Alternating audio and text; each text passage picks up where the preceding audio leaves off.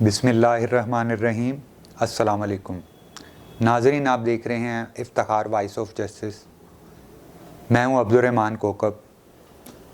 ناظرین، ہم آپ کے لیے ایک نیا سیگمنٹ لے کر آئے، علم الفلکیات، علم النجوم اسلامک پوائنٹ آف ویو کی روشنی سے، اس کے فوائد اور اس کے مقاصد۔ تو اسی پر ہم پہلے پروگرام ہوروسکوپ بھی آپ کو دے رہے ہیں۔ اس لیے میں نے مناسب سمجھا کہ میں ناظرین تک دوسرے لوگوں کی طرح انفارمیشن پہنچاؤں کہ علم النجوم یہ کب شروع ہوا اس کائنات میں۔ جب آدم علیہ السلام سے پہلے دوسری مخلوقات تھی، پھر حضرت آدم علیہ السلام آئے، تو یہ اللہ پاک نے کس وقت اس کو نازل فرمایا، اور جب یہ علم نازل ہوا اور اس کے بعد اس کے کیا فوائد تھے، اور اللہ رب العزت نے کس مقصد کے لیے اس علم کو اس دنیا میں اتارا، اور آج کس مقصد کے لیے دنیا ہم سب لوگ اس کو استعمال کر رہے ہیں۔ کیا ہم اس کا استعمال اسلامی نقطۂ نظر کے مطابق بالکل ٹھیک کر رہے ہیں؟ اگر دیکھا جائے، میں آپ سے اپنی سوچ شیئر کرتا ہوں ناظرین، کہ آج ہم سب نے، تمام انسانیت نے اس علم کو اللہ کی ذات کو پہچاننے کے لیے نہیں بلکہ دنیا کمانے کے لیے، اپنی ذہانت بڑھانے یا ظاہر کرنے کے لیے اس چیز کو استعمال کرتے ہیں۔ تو ناظرین، میں اس معاملے میں اس بات میں بات کروں تو بہت سے لوگوں کو بری بھی لگے کہ ہم نے اسے دنیا کمانے کے لیے اس علم کا استعمال کرتے ہیں۔ تو میں اسی بات سے شروع کرتا ہوں کہ علم النجوم اور اس کی ہسٹری۔ ناظرین، حضرت آدم علیہ السلام دنیا میں پہلے نبی اور پہلے انسان تھے، تمام انسانیت کے باپ حضرت آدم علیہ السلام۔ حضرت آدم علیہ السلام کے پردہ فرمانے کے بعد دوسرے نبی حضرت شیس علیہ السلام آئے۔ حضرت شیس علیہ السلام کے پردہ فرمانے کے بعد حضرت ادریس علیہ السلام آئے، حضرت آدم کی اولاد میں سے۔ یہ تیسرے نبی تھے حضرت ادریس علیہ السلام، جو کہ اللہ پاک کے نبی تھے، اللہ پاک کا پیغام پہنچانے کے لیے اللہ کے بندوں تک اللہ پاک نے انہیں مابعوث فرمایا۔ اور یہ جس علاقے میں خطۂ ارضی پہ مابعوث ہوئے وہ شہر بابل تھا، جو دریائے دجلہ اور فرات کے درمیان والا علاقہ ہے۔ یہ وہ علاقہ ہے جہاں جس کی ہسٹری کے بارے میں یہ بیان کیا جاتا ہے کہ شہر بابل یہ وہ شہر ہے جس کی ہسٹری میں یہ بیان کیا جاتا ہے کہ یہاں پر ایک کنواں ہے جہاں پر وہ ہاروت اور ماروت دو فرشتے اللہ پاک کی طرف سے سزا پا رہے ہیں۔ وہاں سے عملیات، جادو ٹونا اور شیطانی کام شروع ہوئے۔ یہ ہاروت ماروت اور اس کی ہسٹری سے بہت پہلے کا واقعہ ہے۔ شروع میں ایسے کرتا ہوں کہ حضرت ادریس علیہ السلام جب مابعوث ہوئے، یہ اللہ پاک کے تیسرے نبی تھے۔ بعثت کے بعد جب یہ انہیں جس علاقے میں اس زمین پر جب مبعوث ہوئے تو انہیں یہ قیام پذیر تھے شہر بابل میں۔ اور اس ٹائم جو قوم آباد تھی، جن کا زور تھا، وہ قابیل کی قوم تھی۔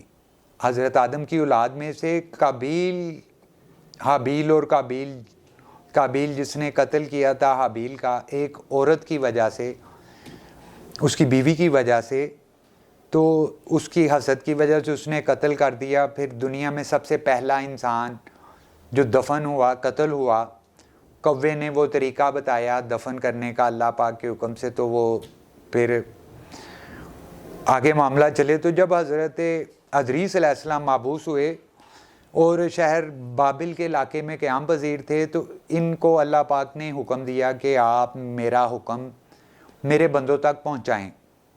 جب یہ اللہ کا حکم اللہ کے بندوں تک پہنچاتے، ان پر کوئی اثر نہ ہوتا۔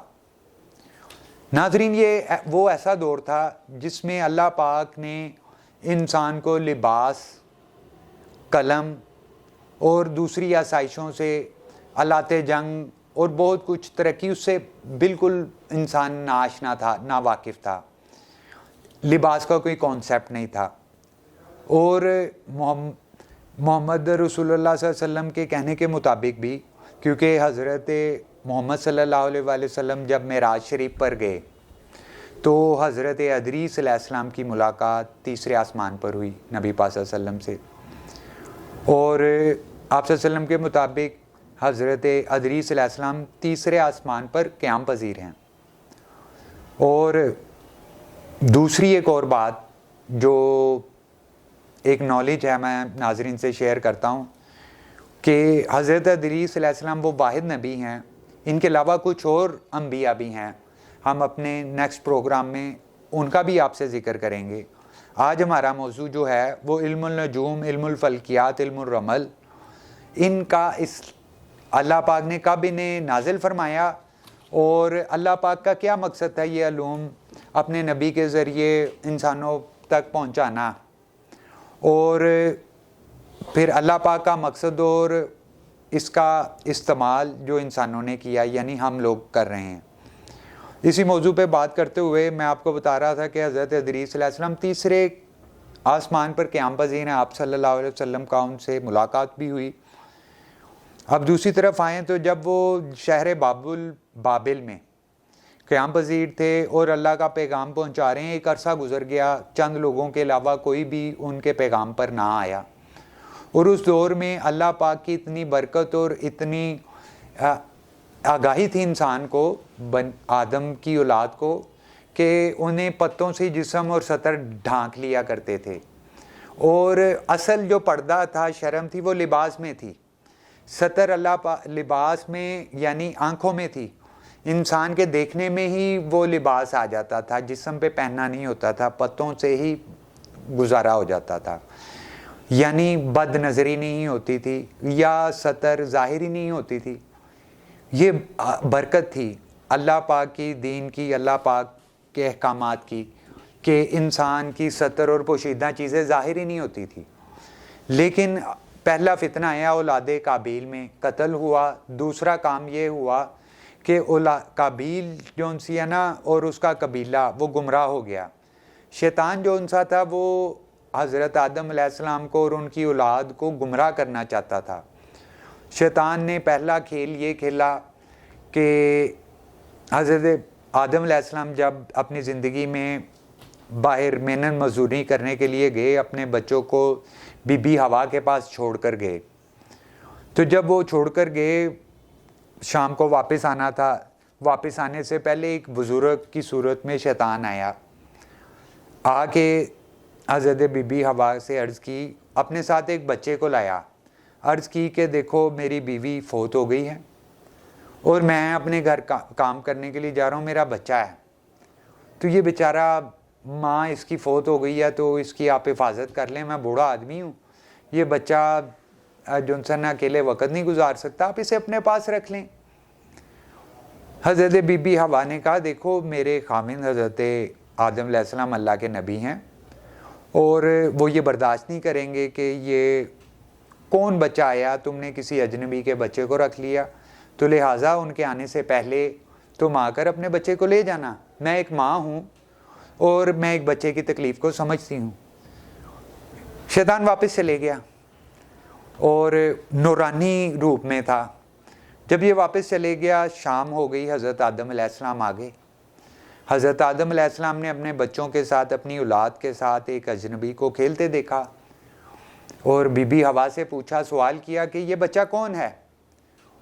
انہوں نے عرض کیا بی بی ہوا علیہ الصلوۃ والسلام نے کہ ایک بزرگ آدمی آئے تھے، نورانی چہرے والے تھے، ان کی بیوی فوت ہو گئی ہے اور وہ کہتے ہیں میرا تنہا بچہ ہے، تو اس کی آپ حفاظت کر لیں، شام کو آگے لے جاؤں گا۔ جیسے آدم علیہ السلام محنت کرنے گئے ہیں، ذریعہ معاش کے لیے گئے ہیں، میں بھی جا رہا ہوں، تو یہ بچہ اکیلا آپ اسے اپنے پاس رکھ لیں امانتاً۔ میں شام کو، میں نے اسے کہا بھی تھا کہ آدم علیہ السلام کے آنے سے پہلے اس بچے کو لے جانا، تو وہ نہیں آیا۔ حضرت آدم علیہ السلام نے انہیں فرمایا اور غصہ ہوئے کہ اس دنیا میں آدم بشر، میں اور تم ہو، یہ ہمارے بچے، ہمارے علاوہ یہ کون آ گیا؟ اگر یہ ہماری اولاد ہوتا تو ہم سے چھوٹا ہوتا۔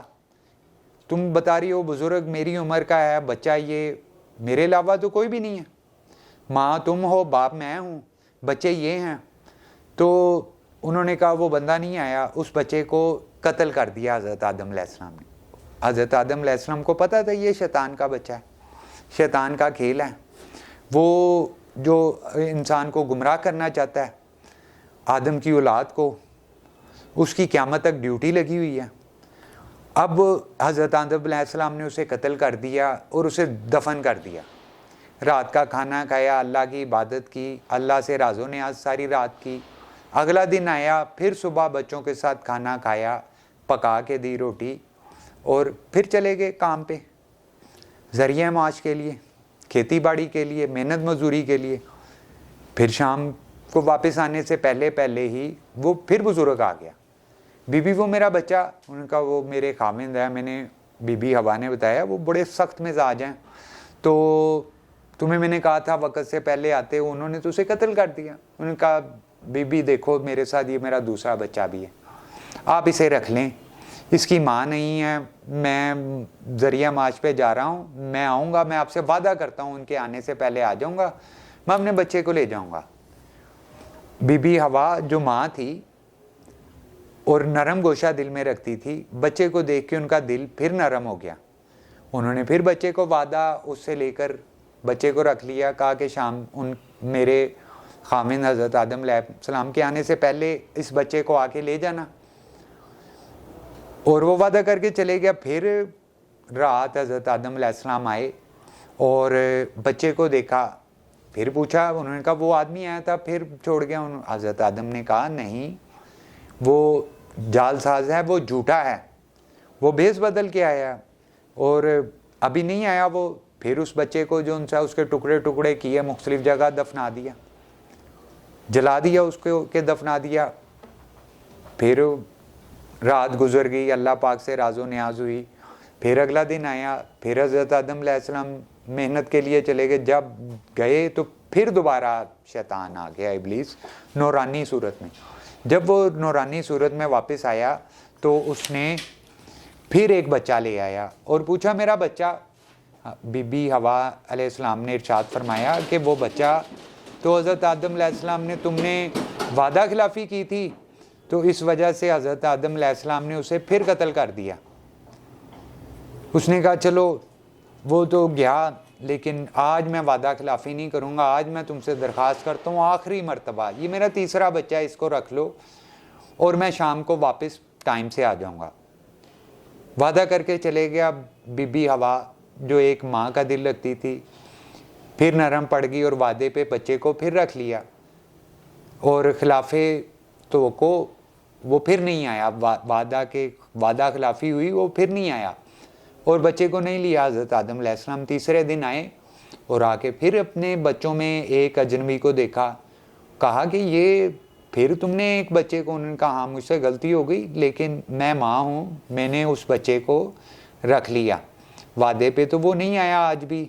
حضرت آدم علیہ السلام نے اس مرتبہ بہت شدید غصے میں آئے اور غصے میں آ کے حضرت آدم علیہ السلام نے اس بچے کے ٹکڑے ٹکڑے کیے. حکایات میں یہ آتا ہے کہ اس کو ٹکڑے ٹکڑے کیے. ٹکڑے کرنے کے بعد اسے پکا کے کھا لیا. جب وہ پکا کر کھا لیا، رات گزر گئی. تب شریعت، اللہ کے نظام کچھ اور تھے، جسے میں ناظرین سے شیئر کرتا ہوں، یہ بات شیئر کر رہا ہوں کہ حضرت آدم علیہ السلام کی اولاد سے حضرت ادریس علیہ السلام تک لباس کا کانسیپٹ نہیں تھا، کپڑوں کا کانسیپٹ نہیں تھا، قلم کا کانسیپٹ نہیں تھا، کبھی بھی کوئی علم لکھا نہیں گیا تھا. تو وہ بچے کو پکا کے کھا لیا. جب وہ پکا کے کھا لیا، رات پھر اللہ پاک سے راز و نیاز ہوئی. اگلا دن چڑھا تو حضرت آدم علیہ السلام پھر بچوں کو کھانا کھلا کے پھر ذریعہ معاش کے لیے چلے گئے. اب تیسرے دن پھر وہ آ گیا بزرگ. اب وہ خالی ہاتھ آیا اور کہا اماں میں کل نہیں آیا تھا، لیٹ ہو گیا تھا، آج میرا بچہ واپس کر دو. اماں حوا نے کہا پہلے 2 دن کی طرح تیسرے دن بھی تم لیٹ آئے، وعدہ خلافی کی، اور حضرت آدم علیہ السلام شدید غصے میں آئے اور انہوں نے اس مرتبہ آپ کے بچے کو قتل کر کے اس کے ٹکڑے ٹکڑے کر کے کھا لیا. اسی ٹائم وہ نورانی صورت میں جو بزرگ تھا، جو سوالی تھا، اپنے بچے کا سوال کر رہا تھا، وہ اپنے اصل روپ میں آ گیا، اور اس نے کہا، ابلیس نے کہا اپنے اصل روپ میں آ کے کہ ہاں میں یہی چاہتا تھا کہ میرا خناس، ناظرین غور سے سنیں، خناس، بچے کا نام تھا خناس، اس ابلیس نے کہا کہ میرا خناس، میں چاہتا تھا کہ سرایت کر دے آدم کی رگوں میں اور قیامت تک رہے اس کی اولادوں میں، تو وہ آج سرایت کر گیا، میں اپنے مقصد میں کامیاب ہو گیا۔ شیطان کی بہت سی چالوں میں یہ بھی ایک چال تھی، جس طرح ہم قرآن پاک میں پڑھتے ہیں چاروں کل، 30ویں پارے میں آتے ہیں چاروں کل، ان میں ایک صورت ہے سورہ ناس، جس میں ذکر ہوتا ہے خناس کا، قل اعوذ برب الناس مالک الناس الہ الناس من شر الوسواس الخناس۔ وہ جو خناس ہے، یہ اس کی ہسٹری حضرت آدم علیہ السلام سے شروع ہوتی ہے، اور جب وہ خناس ان میں سرایت کر گیا تو یہ نسل در نسل چلا۔ یہ ایک انسان کے اندر ایسا فتنہ ہوتا ہے، جب یہ خناس، یہ ہم تمام انسانوں میں، مسلمانوں میں، تمام مذاہب کے انسانوں میں یہ خناس ہوتا ہے، اس کو دبایا نہیں جا سکتا، یہ اس کو دبانے سے یہ دبتا ہے۔ اللہ پاک نے محمد رسول اللہ صلی اللہ علیہ وآلہ وسلم پر جب یہ صورت اتاری، قرآن پاک اتارا، اس میں قرآن پاک میں یہ صورت اتاری، تو اللہ پاک نے ہمیں یہ اوزار عنایت فرمایا کہ ہم اس خناس کے خلاف جہاد کر سکیں، اس کو زیر کریں، اس کا مقابلہ کر سکیں اور وہ فیل ہو جائے۔ اللہ کے ذکر سے، اللہ کی یاد سے ہی فیل ہوتا ہے۔ تو اب ہم دوسرے پہ آئیں کہ جب وہ خناس آ گیا، دوسرا کام شیطان نے یہ کیا، حابیل کو قابیل کے ذریعے قتل کروایا۔ جب وہ قابیل قتل ہو گیا تو یہ دوسری گمراہی تھی حضرت آدم علیہ السلام کی اولاد پر۔ اب اللہ کے احکامات بھی آ رہے ہیں۔ ابھی تک اللہ پاک نے اللہ کے ذکر کی، اللہ کے نام کی اتنی برکت تھی کہ آدم کی اولاد بے لباس پھر رہی تھی، پتوں کے ساتھ جسم ڈھانپ کے، اور نظر میں اتنی نورانیت اور برکت تھی کہ دوسرے کی سطر نہیں نظر آتی تھی، شرم تھی۔ اب شیطان نے جب حابیل سے قابیل کو قتل کرایا، وہ شرم تھوڑی کم ہو گئی، اللہ کی برکت کم ہو گئی۔ اب دوسرے نبی حضرت عیسیٰ علیہ السلام، جو حضرت آدم علیہ السلام کے لاڈلے نبی تھے، بیٹے تھے، نبی بھی تھے حضرت آدم علیہ السلام کے بعد، انہوں نے بھی نبوت کا کام سر انجام دیا، اور جب وہ فوت ہوئے تو حضرت ادریس علیہ السلام کو نبوت عطا فرمائی گئی، اور دنیا آبادی سے بھر گئی، اور آدم کی اولاد کی آبادی میں حضرت ادریس علیہ السلام شہر بابل کی جگہ پر قیام پذیر تھے، اور وہاں پر ان کی بعثت ہوئی تھی۔ اس بعثت کے دوران انہیں سب سے بڑا جو چیلنج تھا وہ اللہ کا حکم آدم کی اولاد تک پہنچانا تھا، اور اس میں بہت مشکل ہو رہی تھی، اور سب سے بڑی مشکل یہ تھی کہ خناس سرایت کر چکا تھا، قابیل نے حابیل کا قتل کر دیا تھا، اب دوسرا فتنہ عورت کا بن گیا تھا۔ ابھی جائیداد، زمین، ملکیت، رزق کی پریشانی نہیں تھی۔ شیطان اس سے آگے ناظرین سوچ رہا تھا کہ میں کس طرح آدم کی اولاد کو قیامت تک گمراہ کروں۔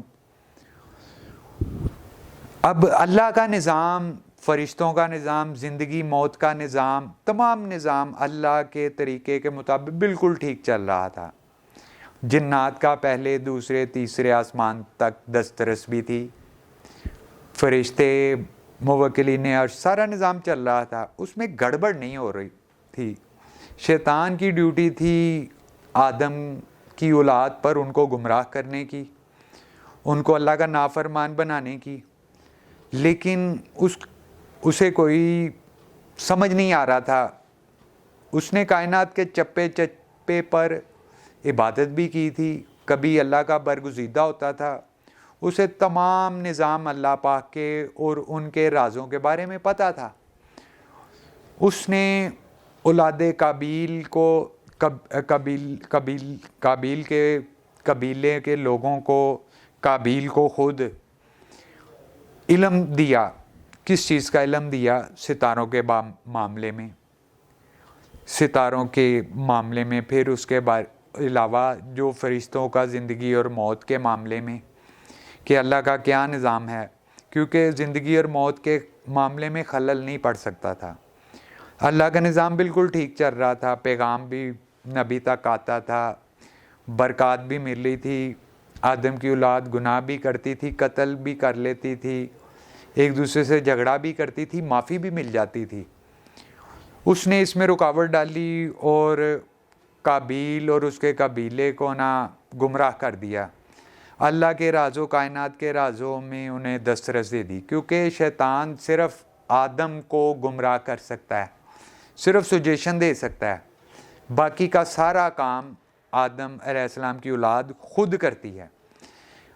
اگر دیکھیں ناظرین تو شیطان نے، ابلیس نے، جب وہ عزازیل ہوتا تھا تو اس نے صرف ایک سجدہ نہیں کیا تھا اللہ کے حکم پر آدم علیہ السلام کو، اس وجہ کہ وہ آگ سے بنا ہے، آدم علیہ السلام مٹی کے بنے ہیں. اللہ پاک نے اسے ارشاد فرمایا کہ ان کی پشت میں نور محمدی ہے، جس کی وجہ سے انہیں برگزیدہ بنایا، کائنات کے خلیفہ بنایا.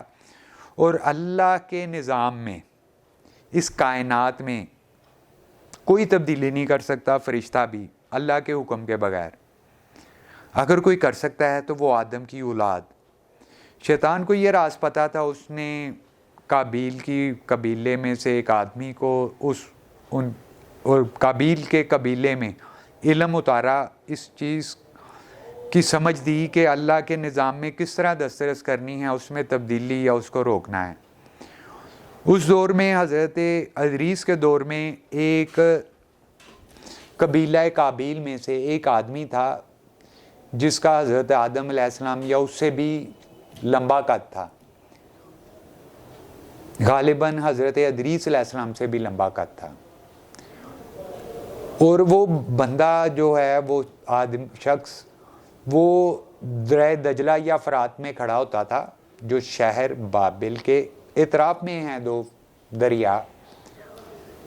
ان دریا کی ہسٹری، ان دونوں دریاؤں کی ہسٹری بہت لمبی ہے، حضرت آدم علیہ السلام کے دور سے ہی ہے. تو وہ اس دریا میں کھڑا ہوتا تھا، وہ اپنے پاؤں کی ایڑی تک اس دریا میں کھڑا ہوتا تھا اور ڈوبتا تھا، اور وہ ساری زندگی اس دریا میں کھڑا رہا. شیطان نے اسے علم دیا، ستاروں کا اس بارے میں آگاہی دی. وہ اپنے ہاتھ کے اشارے سے اللہ کے نظام کو ہلا رہے، 7ویں 8ویں 6ویں آسمان تک اس کی دسترس تھی. فرشتوں کے نظام کو، موت و زندگی کے نظام میں خلل ڈال رہا تھا. اب اللہ کے احکامات صحیح طرح ادا نہ ہو رہے تھے. اس معاملے میں اللہ رب العزت نے حکم دیا حضرت ادریس علیہ السلام کو کہ آپ ان تک میرا پیغام پہنچائے، ان سے جہاد کریں. اب ان سے جہاد کرنے میں حضرت ادریس علیہ السلام جو اللہ کے تیسرے نبی تھے اور ان کے ماننے والے آدم علیہ السلام کی اولاد کا ایک حصہ ان کے ساتھ بھی تھا. حضرت ادریس علیہ السلام کے ساتھ ایمان لانے والا اور ان کے خلاف قبیلہ قابیل تھا، قابیل کا قبیلہ تھا، ان کی تعداد بہت زیادہ تھی اور ان کو ایک بندہ ہینڈل کر رہا تھا جس تک شیطان کی دسترس تھی.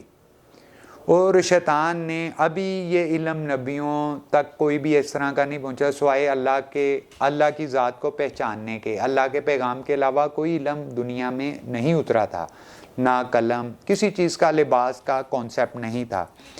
صرف جو ان سے کاشتکاری کرنا، غلہ اگانا، اسے پکانا اور کھانا، بیوی بچوں کا ضروریات پوری کرنا. اب حضرت ادریس علیہ السلام کو جب یہ حکم ہوا جہاد کا تو وہ جہاد نہ کر سکے اور اس کا مقابلہ نہ کر سکے. اور ان کے اللہ کے ماننے والے، حضرت ادریس علیہ السلام پر ایمان لانے والے، ان کو اس میں ناکامی ہوئی. اللہ کے حکم پر جو ان سے قبیلہ قابیل سے جہاد کرنے میں ناکامی ہوئی. اب حضرت ادریس علیہ السلام نے اللہ پاک سے مدد مانگی کہ اللہ میری مدد فرما، اپنے ایمان لانے والوں کی مدد فرما، ہم تیرا پیغام ان تک نہیں پہنچاتے، ان پہ اثر نہیں ہوتا، یہ تیرے نظام میں بڑی گڑبڑ کر رہے ہیں اور میری بھی ان پر نہیں چل رہی۔ اللہ پاک نے پھر حضرت ادریس علیہ السلام کو حکم دیا۔ ناظرین، کائنات میں جو یہ بھی ایک انفارمیشن ہے کہ کائنات میں سب سے پہلے قلم جو ایجاد کیا کائنات میں، ان آدم کی اولاد میں سب سے پہلے جس نے لکھا وہ حضرت ادریس علیہ السلام تھے۔ جب حضرت ادریس علیہ السلام نے اللہ رب العزت سے مدد مانگی تو اللہ پاک نے انہیں حکم دیا کہ ایک لکڑی سے قلم بناؤ۔ قلم بنائی، یعنی قلم ایجاد حضرت ادریس علیہ السلام کی۔ دوسرا کام حضرت ادریس علیہ السلام کو حکم ہوا لباس کا ایجاد کرو۔ لباس کا حکم ہوا کہ قلم کے بعد آپ لباس ایجاد کرو۔ جب انہوں نے لباس کا کانسیپٹ کیا، قلم ایجاد کر لی، تیسرا کام حضرت ادریس علیہ السلام کو حکم ہوا اب آپ اوزار جنگ کائنات میں، دنیا میں جو سب سے پہلے ناظرین کسی نے جہاد کیا اس کائنات میں آدم کی اولاد میں سے سب سے پہلے وہ حضرت ادریس علیہ السلام نے جہاد کیا۔ جہاد کا بھی حکم ہوا، جو پہلے بھی اللہ پاک حکم دے رہے تھے، اب انہوں نے جنگ کے اوزار بنائے، نیزہ بنایا، تلوار بنائی، آیا جو بھی ضرورت کی چیزیں تھیں وہ ایجاد کی، ان کا کانسیپٹ بنایا۔ پھر اللہ پاک نے ان تینوں چیزوں کے بعد ان پر 30 صحیفے اتارے جس میں اپنے احکامات تھے اور ایک علم تھا۔ اللہ پاک نے سب سے پہلے جو حضرت ادریس علیہ السلام پہ اپنے احکامات اور یہ 3 احکام جو آپ کو بتائیں انہوں نے ایجاد کی، ان کے بعد ان 30 صحائف میں علم النجوم، علم الرمل، علم الفلکیات اتارا۔ یہ تینوں علوم اتارے اور بتایا کہ آپ کے خلاف جو اولاد قابیل یا قبیلہ قابیل جن کے خلاف آپ کو جہاد کا حکم دیا گیا ہے وہ آپ سے زیر نہیں ہو رہے، آپ ان پہ غالب نہیں آ رہے۔ اس کی وجہ یہ ہے کہ شیطان نے آدم کی اولاد میں سے، قابیل کے قبیلے میں سے ایک، آدم کی اولاد میں سے ایک بندے کو یہ علم عطا فرمایا ہے، جس کی وجہ سے وہ ایک ساری زندگی ایک دریا میں، دریائے دجلہ یا فرات میں وہ کھڑا ہوتا ہے تو اپنے پاؤں کی ایڑی سے تھوڑا اونچا ٹخنے تک، جتنا ہم پہنچا یا شلوار اٹھاتے ہیں ٹخنوں سے اونچی، اتنا وہ اگر وہ دریا میں، گہرے ترین دریا میں کھڑا ہوتا تھا تو اتنا ڈوبتا تھا۔ اب وہ ساری زندگی دریا میں کھڑا رہا، وہ یوں ہاتھ کے اشارے سے اللہ کے نظام میں خرابی پیدا کر رہا تھا اور اللہ کے کاموں میں یا اللہ کے احکامات میں مشکل ہو رہی تھی اللہ کے نبی کو، حضرت ادریس علیہ السلام کو۔ اب مدد آ گئی، 30 صحیفے اترے، اس میں اللہ کے احکامات، چاند کی 30 منزلوں کا ذکر کیا گیا، اس میں ستاروں کے راستے، معاملات، علم النجوم، علم الفلکیات، علم الرمل، اس معاملے میں بتایا گیا۔ بتا کہ اب حضرت ادریس علیہ السلام نے تعلیم دی، پھر اللہ کے بندوں کو وہ اس قابل ہوئے اس بندے کے مقابلہ کرنے میں۔ اب وہ بندہ جو اولاد قابیل سے تھا وہ اللہ کے نظام میں خلل پیدا کر رہا تھا، ایک آدمی پوری آدم کی اولاد اور اللہ کے نظام میں گڑبڑ پیدا کر رہا تھا، کاروباری زندگی کو متاثر کر دیا تھا، اب اس کا مقابلہ کرنے کے قابل ہو گئے۔ آدم علیہ السلام کی اولاد میں وہ لوگ جو حضرت ادریس علیہ السلام پر ایمان لے کر آئے تھے اور ان کے ساتھ مل کے جہاد کرنا چاہتے تھے، اب وہ جہاد کے قابل ہو گئے۔ اب وہ سارا علم جو اللہ پاک کی طرف سے احکامات اترے تھے وہ لکھے بھی گئے۔ حضرت ادریس علیہ السلام نے لکھنے کا، میتھامیٹکس، نجوم، یہ ناظرین یہ ہمارا نجوم جو ہے علم یہ ٹوٹلی میتھامیٹکس پہ ہے، ریاضی پہ، گنتی پہ۔ اور اگر دیکھیں تو ہفتے کے 7 دن ہیں، 7 ہی ستارے ہیں، 12 بروج ہیں، اور ان 12 بروج کی 7 ستاروں کا تعلق 30 منزلوں سے ہے چاند کی. یا چاند کی 29 تاریخیں ہوتی ہیں یا 30 ہوتی ہیں, اس سے نہ زیادہ نہ اس سے کم.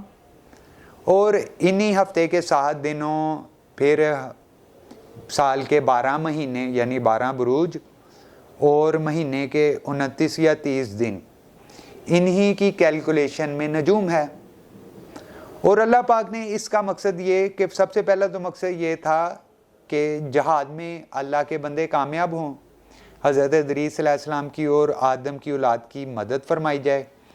دوسری بات یہ کہ اس علم کو, ان عادات کو سمجھتے ہوئے انسان اس زمین, کھیتوں, درختوں, ہوا, اس سے دور جہاں تک نظر تو ستارے آتے ہیں, ہوا آتی ہے, خلا نظر آتی ہے, لیکن اس کے علاوہ جہاں پر ہماری دسترس نظر نہیں بھی جاتی, ہماری پہنچ نہیں بھی ہے, تب تو ٹیکنالوجی بھی نہیں تھی, تو حضرت ادریس علیہ السلام اور آدم کی اولاد زحل, مریخ, مشتری, عطارد, شمس, قمر, ان کے مقامات کو سمجھنے کے قابل ہو گئے.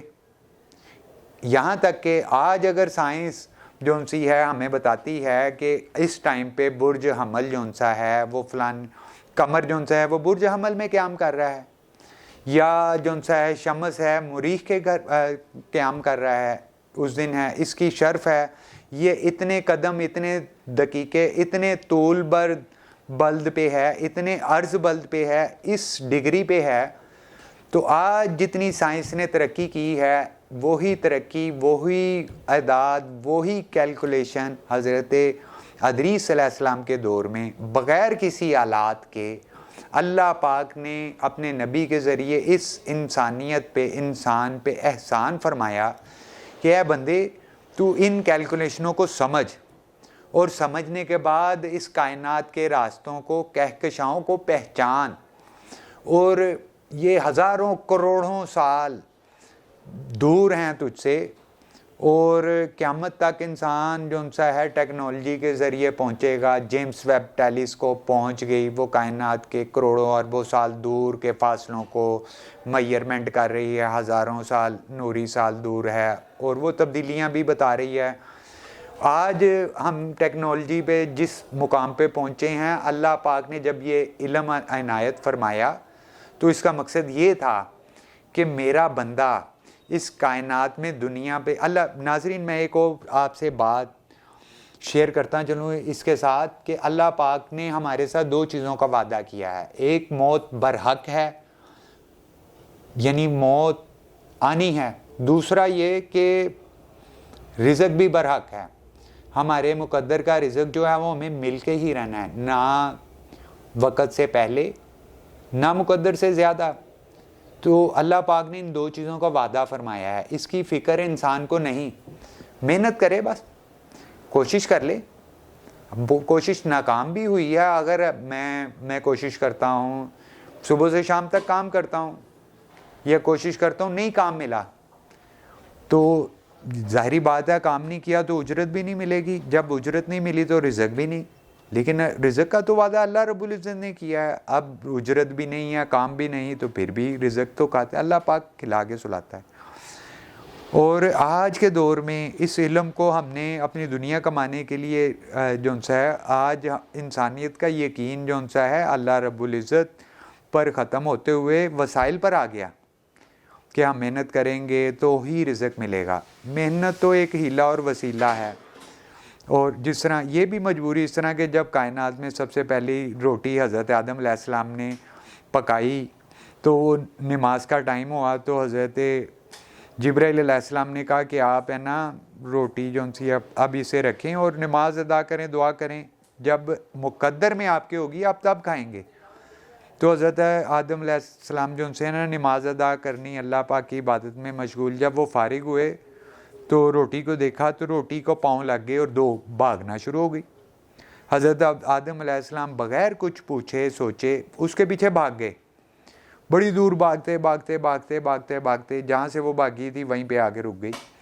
جب وہ وہاں پہ رکی, حضرت آدم علیہ السلام بھی تھک گئے, وہاں پہ رکے, تو جبرائیل علیہ السلام نے ارشاد فرمایا کہ حضرت آدم علیہ السلام سے ارشاد فرمایا کہ آپ نے بہت بڑی غلطی کی. جب آپ کو اللہ پاک کا حکم ہے کہ آپ روٹی پکائیں، محنت کریں، اور آپ نے کر لی، تو جب یہ آپ کے مقدر میں ہوگی تب ہی آپ اسے کھا سکتے ہیں. یہ آپ کے پاس امانت ہے، یہ جس کے مقدر میں بھی ہوگی وہ وہیں پر جائے گی. آپ مجھ سے پوچھتے تو یہ بھاگ گئی ہے، آپ اس کے پیچھے نہ بھاگتے تو آپ قیامت تک اب اس کا یہ ہوگا کہ آپ کی اولاد ہمیشہ رزق کے پیچھے بھاگے گی. حالانکہ اللہ رب العزت نے تو وعدہ کیا ہے زندگی کا، یعنی زندگی میں زندہ رہنے کے لیے ہوا پانی مٹی کی آگ کی ضرورت ہے. اللہ پاک کی یہ نعمتیں ہمارے تک پہنچی ہوئی ہیں، ہم اس کا کوئی، اللہ سورج دیا ہے، چاند ستارے، زندگی دی ہے، کوئی بل نہیں آتا. سانس لیتے ہیں کوئی بل نہیں آتا، آنکھیں استعمال کرتے ہیں کوئی بل نہیں آتا. روٹی میں کوئی ایسی چیز نہیں ہے جن سے آنکھوں کی روشنی بنتی ہے. روٹی میں کوئی ایسی طاقت نہیں ہے جن سے زبان کی آواز نکلتی ہے، کان سن سکتے ہیں. کوئی چیز ایسی نہیں. وہ تو جسم مٹی سے جسم بنا ہے، مٹی کی ضرورت پوری کرتے ہیں، کان سنتے ہیں. یہ تو اللہ پاک کا نظام ہے، اللہ کا حکم ہے. تو اسی طرح ناظرین، حضرت آدم علیہ السلام کے بعد حضرت ادریس علیہ السلام پر جب اللہ پاک نے یہ علم اتارا تو اس کا مقصد تھا اللہ پاک کی ذات کو پہچاننا جائے. اس علم کے ذریعے ہم اللہ پاک کو پہچان سکتے ہیں. آج کے دور میں عملیات، تعویذات اور معرفت اور فقر اور اللہ رب العزت کے قریب ہونا، ریاضت، اس میں نجوم کا بھی بڑا عمل دخل ہے. ہم 5 وقت کی نماز پڑھتے ہیں اور اس کا ایک ٹائم مخصوص ہے. وہ ستاروں کی تبدیلی، بروج کی تبدیلی اور سورج کی حرکت سے اس چیز کا اندازہ لگایا جاتا ہے. آج سائنس نے اتنی ترقی کر لی ہے، گھڑی ہے، ہر چیز ہے، میئرمنٹ ہے، اور ہم اسے پہچان لیتے ہیں. اس دور میں جب یہ معاملات نہیں تھے، حضرت ادریس علیہ السلام پہ جب علم اترا، اللہ پاک نے آدم علیہ السلام کی اولاد کو وہ شعور دیا جو شیطان نے گمراہی کے لیے استعمال کیا تھا. حضرت آدم علیہ السلام کی اولاد میں قبیلہ قابیل کے ذریعے کائنات میں بہت بڑی گمراہی تھی. آج ہندو مذہب میں ہم دیکھتے ہیں، سنتے ہیں، ان کے وہ دیوی دیوتا ہیں، ان کے بہت سارے ہاتھ ہیں، وہ اڑتے ہیں، وہ اس طرح. اصل میں ہندو مذہب جو ان سے حضرت ادریس علیہ السلام سے پہلے جو ان سے نا گمراہی آئی اولاد قابیل میں، قبیلے قابیل میں، حضرت آدم علیہ السلام کی اولاد میں، اس ٹائم پہ اس نیک لوگ بھی تھے، اولیاء بھی تھے، ولی بھی تھے. اور جب ہے نا اللہ پاک کے نیک بندے میں گمراہی یا کسی چیز کے علم اور اس کا تکبر آتا ہے، اس کا غلط استعمال آتا ہے، تو وہ گمراہ بھی ہو جاتا ہے. وہ لوگ گمراہ بھی ہوئے. اور تب یہ تھا، اللہ پاک کی اتنی برکات تھی کہ انسان اگر سوچتا تھا یا اللہ میں تو یہ یاد کرتا ہوں، کوئی اچھائی کرتا تھا، وہ دل میں خواہش کرتا یا اللہ میں اڑوں، وہ اڑنا شروع ہو جاتا تھا. اور کوئی خواہش کرتا تھا میرے ہاتھ زیادہ ہو جائیں، وہ زیادہ بھی ہو جاتے تھے. ہاتھ 2 ہی تھے، زیادہ بھی ہو جاتے تھے. وہ گمراہی ایسی آئی شیطان کی وجہ سے کہ وہ جب لوگ مرتے تھے تو یہ لوگ اس کا نا بت بنا لیتے تھے، کوئی شبیہ بنا لیتے تھے، اس کے نام سے مخصوص کرتے تھے آدم کی اولاد، اور اس کی پوجا شروع کر دیتے تھے. وہ تو فوت ہو گئے، ہم انہیں یاد کرتے ہیں، وہ ہمارے لیے دعا کرتا تھا، ہمارے لیے محنت کرتا تھا، ہمارے لیے تکلیف برداشت کرتا تھا، تو یہ اس کی پوجا شروع کر دیتے تھے. جب وہ پوجا شروع کرتے تھے پھر یہ سسٹم آگے. حضرت ادریس علیہ السلام نے اس کا بائک آؤٹ کیا. اللہ پاک کی طرف سے یہ علم اترا. آج یہ علم ہم دیکھتے ہیں یہ ہندوؤں سے میں ملا نہیں، یہ تو اللہ پاک نے حضرت ادریس علیہ السلام پہ اتارا. آج ہم اس کے غلام نہیں. دیکھیں حضرت ادریس علیہ السلام، ناظرین، حضرت ادریس علیہ السلام کے بعد 1,24,000 پیغمبر آئے. حضرت ادریس علیہ السلام کے بعد اگلے پیغمبر حضرت نوح علیہ السلام آئے. حضرت نوح علیہ السلام آئے. اس دور میں ناظرین سے ایک اور بات شیئر کروں. آج کے دور میں الومناتی اور دجال اور یہ برائیاں اور گمراہی ہے. حضرت ادریس علیہ السلام کے دور میں کیا یہ تھی؟ بالکل تھی. جب پہلا قتل قابیل نے حابیل کا کیا اور عورت کی وجہ سے، تو اللہ پاک کی نظر سے آدم کی اولاد گر گئی اور ان پہ آزمائش آئی. ان پر شیطان غالب آ گیا، شیطان کی اور مزید دسترس ہو گئی. خناس ویسے ہی ہمارے خون میں سرایت کر چکا تھا، اور وہ خناس کے ذریعے شیطان نے اس تک علم پہنچایا. شیطان صرف آدم کی اولاد کو گمراہ کر سکتا ہے اور صرف وہ سجیشن دے سکتا ہے. اس نے ایک سجدہ چھوڑا تھا، آدم کی اولاد سارا دن سجدے چھوڑتی ہے، اللہ پھر بھی مہربان ہے. جب انسان آدم کی اولاد محمد رسول اللہ صلی اللہ علیہ وسلم کے امتی ہو کے ہم ایک گناہ کرتے ہیں یا اللہ پاک کی جگہ کسی اور کو، آج تو تمام انسانیت کا ایمان یہ ہے ہم ذریعہ معاش ہی سب کچھ ہے. اصل میں تو یہ ہیلہ اور وسیلہ ایک صرف محنت کا طریقہ ہے. رزق، کاروبار، دکان یہ چیز نہیں دیتی، اللہ رب العزت دیتے ہیں. اور اللہ نے تو وعدہ کیا ہے کہ تیری موت اور رزق کا وعدہ میرا ہے، یہ میں تیرا پورا کروں گا. تو کرے گا تو پھر بھی، نہ کرے گا پھر بھی. اگر کرے گا اس میں آزمائش کروں گا، نہ کرے گا تو پھر بھی میں تجھے رزق دوں گا. رازق وہ ہے، ذریعہ معاش نہیں. اسی طرح ناظرین، اللہ پاک کا مقصد تھا یہ علم اتارنا. اس کا مقصد یہ تھا میرا بندہ، میرا خلیفہ یہی کائنات کے ستاروں کی پوزیشن کو بھی چینج کر سکتا ہے. انسان اور بنی نوع آدم، اس میں وہ کوالٹیز ہیں جو شیطان میں بھی نہیں. یہ کوالٹیز ہمیں انبیاء علیہ الصلوۃ والسلام سے ملی. ہم اللہ پاک کے ہر حکم کے تابع ہیں. اور کس کے ذریعے ہیں؟ انبیاء علیہ الصلوۃ والسلام کے ذریعے. ناظرین، آپ کا، میرا، ہم مسلمان ہیں، ہمارا ایمان ہے، ہم 1,24,000 نبیوں پر ایمان رکھتے ہیں، اور اللہ کے چاروں جو ان سی کتابیں ہیں ان پر بھی ایمان رکھتے ہیں. اور جب ان پہ بھی ایمان رکھتے ہیں، اب تورات سب سے پہلے آئی. حضرت ادریس علیہ السلام کے بعد اگلے نبی حضرت نوح علیہ السلام آئے. حضرت نوح علیہ السلام آئے، انہوں نے تبلیغ کی، تب بھی گمراہی تھی. 900 سال انہوں نے اللہ پاک کا پیغام پہنچایا. اب اللہ پاک کا سب سے بڑا ہتھیار، وہ خناس کے خلاف اللہ پاک نے ہماری مدد فرمائی، اور مدد فرما کے یہ علم اتارا. اپنی یاد کے ساتھ اس کو جوڑا. وہ کیلکولیشن بتائی کہ اے بندے، تو زمین کے ذروں کا بھی شمار کر سکتا ہے، تو پوری کائنات کے تمام انسانوں کے بالوں کا بھی شمار کر سکتا ہے، تو کائنات کے تمام فرشتوں کا بھی شمار کر سکتا ہے. اے بندے، میں تجھے وہ شعور دے رہا ہوں. جب حضرت آدم علیہ السلام کا پتلا تھا، اس میں روح اللہ پاک نے پھونکی، تو جلد بازی میں سب سے پہلے حضرت آدم علیہ السلام اٹھ کر بیٹھ گئے. بیٹھ کے جلد بازی میں اٹھ کر بیٹھے تو چھینک آ گئی. جب چھینک آئی تو حضرت آدم، فرشتوں نے دیکھا کہ حضرت آدم علیہ السلام نے جب ہوش آئی تو چھینک آئی. چھینک آتے ہی سب سے پہلا لفظ جو حضرت آدم علیہ السلام کی زبان سے نکلا وہ الحمدللہ تھا. فرشتے دیکھ کے بہت حیران ہوئے کہ یا اللہ، یہ کھنکھناتی مٹی کا پتلا تھا، ہم حیران تھے کہ تو نے اسے خلیفہ بنا لیا، پھر اب جو انسا تو نے اس میں اپنی روح پھونکی، نور کو اپنے اتار دیا. جب اس میں تیرا نور اترا تو اب یہ دیکھ سکتا ہے. اللہ پاک نے کہا میں دیکھتا ہوں، فرشتے یہ بھی دیکھے گا. میں اپنے دیکھنے کی ایک حد سے دوں گا، میں کائنات میں ہر جگہ دیکھ سکتا ہوں، میں اسے ایک حد تک دوں گا. اللہ نے ہمیں آنکھیں دی، زبان دی، کان دی، سب کچھ تمام نعمتیں دی جو اللہ پاک کے پاس بھی ہیں. ان کی ایک حد دی. جب یہ حد دی اور آدم علیہ السلام فٹ جلد باز ہیں، اٹھ کے بیٹھے. اٹھ کے بیٹھتے ہی چھینک ماری تو سب سے پہلا لفظ الحمدللہ زبان اقدس سے نکلا. جب نکلا تو فرشتے بہت حیران ہوئے. یا اللہ، یہ تو عبادت ہم تیری کرتے ہیں، ہم تیرے اس نام سے واقف ہیں. یہ تو مٹی سے ابھی تیرا نام ہی، تیری روح اس میں اتری، تیرا نور اترا، تو یہ اٹھ کے بیٹھا، چھینک ماری اور سب سے پہلے ہی تیری حمد و ثنا. یہ تو بہت قیمتی ہے الحمدللہ. کہتے ہیں کوئی سبحان اللہ کے، الحمدللہ کے یا اللہ اکبر کے، جو جنت میں ایک درخت لگ جاتا ہے،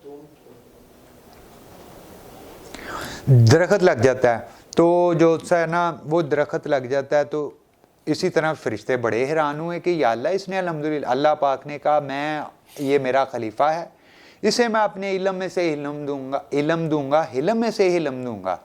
یہ جتنا میری ذات کے اندر ڈوبے گا، کائنات میں میری نشانیوں کو دیکھ کر مجھے پہچانے گا، آج ہم نجوم سیکھ لیتے ہیں، ستاروں کو سیکھ لیتے ہیں، تعویذ لکھنا یا جنات یا یہ تابع کر لیتے ہیں، تو اللہ ہمارے لیے فعل، ہمارے لیے ہمارا علم ہی کافی ہو گیا؟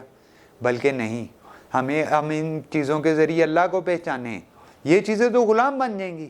جب یہ چیزیں غلام بن گئی، ہم تو پھر بھی اللہ کے غلام ہیں، اللہ پاک کے محتاج ہیں۔ آج انسانیت جو سی ہے، ناظرین یہ چھوٹا سا ولاگ، اس میں اس کو آگے بھی بڑھاؤں گا، اس کو دوسرے تیسرے چوتھے، اس میں انبیاء علیہ السلام پہ ہماری ایک مکمل سیریز آ رہی ہے۔ یہ ایک نہیں، کئی ماہ تک چلے گی۔ اس میں 1,24,000 پیغمبروں کا جن کا قرآن پاک میں ذکر ہے یا تورات، زبور، انجیل میں بھی ذکر ہے، ان کے اوپر ہم تبصرہ کریں گے۔ آپ کو ہسٹری، ہر نبی کے بارے میں ایک ہسٹری بتائیں گے۔ ادریس علیہ السلام کو لے کے ابھی تھوڑا سا مختصراً بیان فرمایا ہے ان کے بارے میں، کہ جس اللہ پاک نے ہمیں قرآن کے ذریعے، نبی علیہ الصلوۃ والسلام کے ذریعے اللہ پاک نے ہم تک پہنچایا، بیان فرمایا۔ میں آپ تک جو سا پہنچا رہا ہوں مختصراً۔ ہسٹری ابھی بھی حضرت ادریس علیہ السلام کی باقی ہے۔ اس میں وہ علومناتی کا بھی ذکر کرنا ہے جو آج کے دور میں ہے، یہ تب کیسی تھی، تب انسانیت میں یہ کیا تھا۔ حضرت نوح علیہ السلام کے دور میں کیوں 900 سال انہوں نے تبلیغ کی، پھر وہ کشتی نوح بنانی پڑی، وہ لوگ تھے کیا اس ٹائم ٹیکنالوجی تھی؟ ناظرین آج ٹیکنالوجی کچھ بھی نہیں جو حضرت ادریس علیہ السلام کے دور میں تھی۔ آج تو ہم چیزوں کے محتاج ہیں۔ انسان تو خود اڑتا تھا ہوا میں، وہ ایک قلین ہوتا تھا، اللہ کا نام لیتے تھے، وہ اڑاتا پھرتا تھا۔ وہ حضرت سلیمان علیہ السلام کو اللہ پاک نے کیا بادشاہت دی، وہ ایک نبی تھے جو انہیں دی۔ اولاد آدم کو کیا اللہ پاک نے عنایت فرمایا ہم لوگوں کو، اس کا شکر ہی ادا کریں تو بہت کہ بھی بڑی بات ہے۔ تو اس میں ناظرین یہ مختصراً میں آپ سے یہاں پہ ختم کرنا چاہتا ہوں، میں تاکہ آپ میرے نیکسٹ ولاگ کا انتظار کریں۔ اس کو مزید جو ہے نا پوائنٹس میں لے کے آؤں گا، وہ 30 صحیفے، جہاد میں کیا کیا مشکلات پیش آئی، دجلہ اور فرات کے درمیان جو شہر بابل تھا اس کی ہسٹری میں آگے کیا کیا، پھر یہ معاملہ کس طرح حضرت نوح علیہ السلام تک پہنچا، اللہ کا قانون اور نظام نافذ ہو گیا، اور پہلی معراج انسانیت کو، آدم کی اولاد کو اللہ پاک نے حضرت ادریس علیہ السلام، یہ بہت قیمتی علم ہے۔ اگر ہم اس سے بھی بڑا علم قرآن پاک، آج ہم اس کی برکات سے منور نہیں ہو رہے، آج ہم ذکر کرتے ہیں۔ میں بات ختم کرنے سے پہلے ناظرین میں کہ ایک واقعہ آپ سے بیان کروں گا کہ حضرت بابا فرید الدین شکر گنج کے بارے میں ہے۔ میں نے سنا کہ ایک دفعہ وہ ہے نا روزے کی حالت میں اور افطاری کا ٹائم ہونے والا، تو شہر سے اپنے جو نا درگاہ جا رہے تھے، تو افطاری کا ٹائم بھی تھا، نماز بھی، کچھ مریدین تھے شاگرد ان کے ساتھ، دریا پہ آئے، کشتی کا انتظار کیا تو لیٹ ہو گئے، کشتی دوسری سائڈ پہ چلی گئی، واپس نہیں آنی تھی۔ انہوں نے کہا بھئی جانا ہے، نماز بھی کرانی ہے، روزہ بھی افطار کروانا ہے، نماز بھی پڑھانی ہے، کیا کریں، کشتی واپس نہیں آئے گی، جانا بھی لازمی ہے۔ حضرت بابا فرید الدین شکر گنج رحمۃ اللہ علیہ نے ارشاد فرمایا کہ بسم اللہ پڑھو، پانی پہ چلتے ہیں، اللہ پنگ پہنچائے گا، اللہ کا نام لو۔ مریدوں نے دیکھا ہے وہ نہیں چلے، ایمان تھا حضرت بابا فرید الدین شکر گنج، بسم اللہ پڑھی، پانی پہ پاؤں رکھا، چلنا شروع ہو گئے۔ جس طرح حضرت امام شافعی کے معاملے میں بھی ہے، انہوں نے پانی پہ مصلی بچھا لیا۔ حضرت موسیٰ علیہ السلام، حضرت سلیمان علیہ السلام جو نبیوں کے وعدے تھے امت محمد صلی اللہ علیہ وسلم کے ساتھ تھے، ایمان ہے۔ حضرت عیسیٰ، حضرت موسیٰ، حضرت داؤد، حضرت سلیمان کو، حضرت ان تمام نبیوں کو اللہ پاک نے بتایا، محمد رسول اللہ وعدہ لیا کہ ان پہ ایمان لانا، ان کی غلامی کر لینا۔ حضرت عیسیٰ علیہ السلام کو ارشاد فرمایا کہ اے عیسیٰ علیہ السلام، آپ میرے برگزیدہ نبی ہیں، میں نے آپ میں اپنی روح بغیر باپ کے پیدا فرمایا، جس سے آدم کو پیدا فرمایا تھا، آپ کو ماں کے بدن سے، آپ میں اور آدم میں یہ فرق ہے، آپ ماں سے پیدا ہوئے ہیں، وہ براہ راست میں نے پیدا فرمایا، تو آپ اتنے برگزیدہ ہیں، 1,24,000 میرے نبی ہیں، بہت برگزیدہ ہیں۔ حضرت ابراہیم علیہ السلام، ناظرین یہ جو سیریز ہے قصص الانبیاء، اور آپ کو سٹیپ بائی سٹیپ آپ کو بتائیں گے کون سے نبی کا کون سا دور آیا، آج سے ان کا کیا فاصلہ تھا، کیا تعلیمات دی انہوں نے، اور اپنے دور میں آنے والے فتنے، سب سے پہلے علوم میں قلم آیا تو قلم کے بعد اللہ کے احکامات تو قلم سے لکھے گئے۔ کون سا پہلا علم تھا جو اللہ پاک نے اس کائنات میں اتارا؟ اپنی پہچان کے لیے، کہ اس کے ذریعے مجھے پہچانا، اور وہ سب سے پہلے لکھا گیا۔ سب سے پہلے قلم اترا اور بسم اللہ لکھی گئی۔ اس کے بعد جو کوئی لفظ لکھا گیا وہ محمد رسول اللہ کا لا الہ الا اللہ لکھا گیا۔ حضرت عیسیٰ علیہ السلام سے گواہی لی اللہ پاک نے، وعدہ لیا کہ تم قیامت تک اور مہر ثبت کرو، اس علم کو میرے بندوں تک پہنچایا ہے، اور ان سے وعدہ لو کہ محمد رسول اللہ صلی اللہ علیہ وسلم کے طریقے سے میری غلامی کر لینا۔ تمام نبیوں نے ہم تو نبی پاک صلی اللہ علیہ وسلم پر درود بھیجتے ہیں۔ نبی کیا عبادت کرتے تھے؟ اللہ کی عبادت کرتے تھے، اور اللہ پاک کیا عبادت کرتے ہیں؟ ناظرین یہ بھی بتاؤں گا، یہ آپ سے شیئر کروں، اللہ پاک، ہم تو عبادت کرتے ہیں اللہ کی، نبی بھی اللہ کی عبادت کرتے ہیں، اور اللہ کی عبادت کے علاوہ کیا کام تھا؟ وہ محمد رسول اللہ صلی اللہ علیہ وسلم پر درود بھیجتے تھے۔ حضرت آدم علیہ السلام نبی پاک صلی اللہ علیہ وسلم پر درود بھیجتے تھے اللہ کی عبادت کے فوراً بعد، یہ فرض تھا ان پہ، تمام نبیوں نے، اور تمام حضرت شیش نے بھی۔ پھر جو کائنات میں سب سے پہلے لکھا گیا، حضرت ادریس علیہ السلام نے بسم اللہ لکھی، محمد رسول لا الہ الا اللہ محمد رسول اللہ، اس پہ مہر ثبت کی، یہ لکھا۔ اس کے بعد یہ علم لکھا گیا اللہ کی حمد و ثنا کے بعد۔ جب یہ علم لکھا گیا، آج یہ علم اس علم کو حاصل کر کے کیا ہم گمراہی پا رہے ہیں؟ دنیا تو گمراہی ہے۔ اللہ رب العزت نے ارشاد فرمایا، دنیا کی مثال میرے ہاں ایک مری ہوئی بکری سے بھی بدتر ہے۔ اگر دنیا کی مثال مری ہوئی بکری سے تھوڑی بہتر بھی ہوتی تو میں کربلا میں حضرت امام علیہ السلام کو رضی اللہ تعالیٰ عنہ کو علیہ السلام کو پانی کا گھونٹ بھی دے دیتا، مکھی کے پر کے برابر بھی اگر کوئی حیثیت ہوتی پانی کا گھونٹ بھی دے۔ دنیا کی تو کوئی حیثیت نہیں۔ اور ہم تو جو انسان قیامت تک کے تمام انسان صرف مسلمان ہی نہیں، تمام مخلوقات، تمام مذاہب کے لوگ محمد رسول اللہ صلی اللہ علیہ وسلم کے امتی ہیں۔ تو ہمیں دکھ ہے۔ اب میں آپ سے ایک یہ انفارمیشن اور یہ سیگمنٹ لے کے اس افطار وائس آف جسٹس میں آیا ہوں، اور افطار وائس آف جسٹس میں یہ پہلا ایک ولاگ جو ان سے ہسٹری پہ ہم کر رہے ہیں، اس کو ہم مزید آگے لے کے چلیں گے۔ بہت لمبا ہو گیا ولاگ ناظرین، تو میں اس کو یہاں پہ ختم کروں۔ آپ سے ایک درخواست کروں گا، آپ اپنے قیمتی وقت میں سے اگر آپ نہ نکال کے دیکھ سکیں، اپنے آن ایئر ٹائم سے ہمارے ولاگ کو، اس ولاگ کو ڈاؤن لوڈ کر لیجئے گا اور اپنے فارغ وقت میں دیکھیں، کیونکہ اس میں ہم چاہتے ہیں یہ معلومات آپ کو دوسروں سے بھی ملیں گی۔ اس میں ہم آگاہی اور اپنی بھی، ہم اللہ کے کام میں اپنا حصہ ڈالنا چاہتے ہیں۔ اس میں دنیا مطلوب نہیں کہ جو یہ میں بات آپ تک پہنچا رہا ہوں یہ میرے دل میں اتر جائے۔ آپ سے زیادہ میرے کان اور میرا دل میرے زبان سے قریب ہے۔ اللہ پاک یہ بات ہم تمام انسانوں کے دلوں میں اتار دے۔ اور میں آپ سے درخواست کروں گا کہ آپ افطار آف وائس آف جسٹس کو سبسکرائب کریں، لائک بھی کریں اور کمنٹ بھی کریں، اور اپنی قیمتی رائے سے ہمیں آگاہ کریں۔ السلام علیکم۔